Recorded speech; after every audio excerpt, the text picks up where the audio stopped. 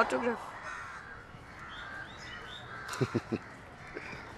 এখানে না, অটোগ্রাফ এখানে। কি ব্যাপার মামা, কবি হয়ে যাচ্ছেন নাকি কারো প্রেমে পড়ছেন?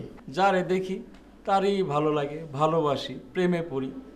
কিন্তু সমস্যা কি জানো, যত প্রেম ওই রায়হানের লাইয়া, আমার প্রেমে কেউ পড়ে না।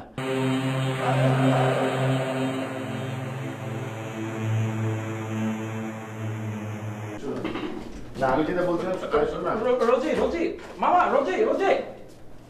হ্যাঁ মামা, চলে যাবার তাকে ডাকা বৃথা।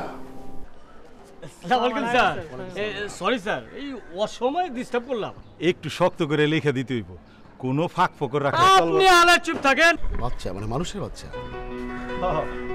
অসম্ভব। এই দইলে আমি লিখতে পারবো না। স্যার, গাই বাছুরি মিল থাকলে গেরস্ত কি করবো কন?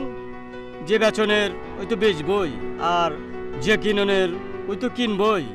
বোঝেনি তো, অহনে দায় পরে ব্যস্ত আছে, পরে অবস্থা ভালো হইলে যদি ফেরত লয়, হের লেগে দলিল। ও মাই গড, আপনি আপনার বাচ্চা বিক্রি করতে চান? ব্যস্ত না তো কি করব?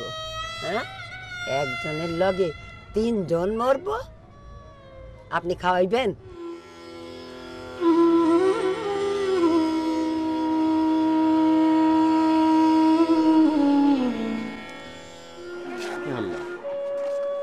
আমি কি করলাম? আমি কি পাপ করলাম? এই বাচ্চাটা তো ওর মায়ের এক ফোঁটা দুধও মুখে দিতে পারেন।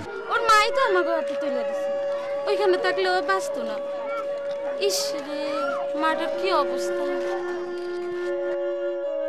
বাচ্চাটা হয়তো একদিন অনেক বড় হবে, হয়তো ডাক্তার, ইঞ্জিনিয়ার বা অন্য কিছু, অনেক টাকা হবে, সুখ হবে, কিন্তু কোনোদিন জানবে না তার মা তাকে পেটের দায়ে জন্মের মাত্র 12-13 ঘন্টার ব্যবধানে কিছু টাকার বিনিময়ে অন্যের কাছে তুলে দিয়েছে।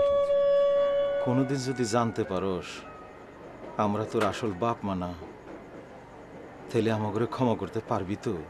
চল, তোরে তোর আসল মায়ের কাছে দিয়াহি।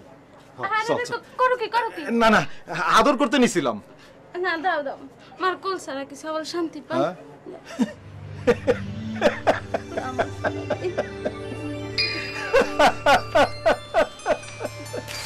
কি করতেন না ভাই?